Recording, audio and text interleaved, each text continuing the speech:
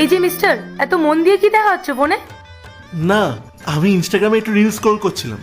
তোমার এই কিছু নার মধ্যেই তো সমস্ত লঙ্কা কাণ্ডগুলো লুকিয়ে আছে। এই কি করছো তুমি? ফোনটা দাও।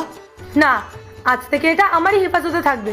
কিন্তু সাবধান, এরপর যদি তোমার মুখ থেকে আর একটা কথাও বেরোয় না, তাহলে আমি কি করব তুমি কিন্তু সেটা বুঝতে পারছো না। শোনো না, ফোনে অনেক মেসেজ আর কল আসার কথা। কেন? ল্যাপটপটা কিসের জন্য কিনে রেখেছো? যত কাজ আছে তোমার সবাই ল্যাপটপেই করো, ঠিক আছে? ঢুকেছে মাথায়? আরে ল্যাপটপে তো আর কল করা যায় না। এই না, এটা দিয়ে কথা বলবে। একবারও যদি ওই বড় ফোন ছুতে দেখি না, তাহলে কিন্তু মুখে এক ঘুষি মারবো। দে। ধুর, তুমি কি আমার বউ নাকি আমার মা?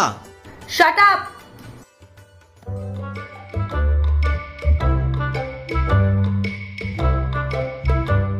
কি হয়েছে? এমন হনুমানের মতো দাঁত বের করছো কেন? রেগে আছো? না না, আমি তো রাগ করতেই পারি না। আমি তো খুব শান্তশিষ্ট মেয়ে, তাই না? আরে এইটুকু বিষয় নিয়ে কেউ রাগ করে? এইটুকু বিষয়? তোমার কাছে এটা এইটুকু বিষয়? ঠিক আছে, এবার থেকে আমিও ইনস্টাগ্রামে ছেলেদের অ্যাপস দেখানো রিলস দেখবো। আরে না না, শোনো শোনো, ছেলেদের রিলস গুলো না একদমই ভালো হয় না, মেয়েদের রিলস গুলোই ভালো হয়, ওইগুলোই দেখবে। এই শোনো, আমার না মেয়েদের রিলসের উপর কোনো ইন্টারেস্ট নেই। আমার যেটার উপর ইন্টারেস্ট আমি সেটা দেখবো। এই একদম ফালতু বকবে না তো। তোমার জন্য একটা গিফট এনেছি। হ্যাঁ, ছেলেদের তো এটাই কাজ। প্রথমে নিজেদের ওয়াইফদেরকে রাগিয়ে দেবে, তারপর তাদেরকে পটানোর জন্য হয় গিফটস নিয়ে আসবে, না হলে কোথাও ঘুরতে নিয়ে যাবে।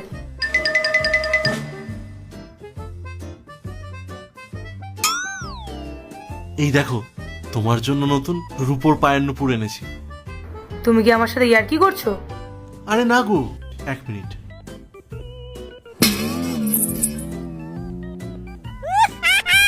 পরি দাও। হ্যাঁ, পাটা দাও।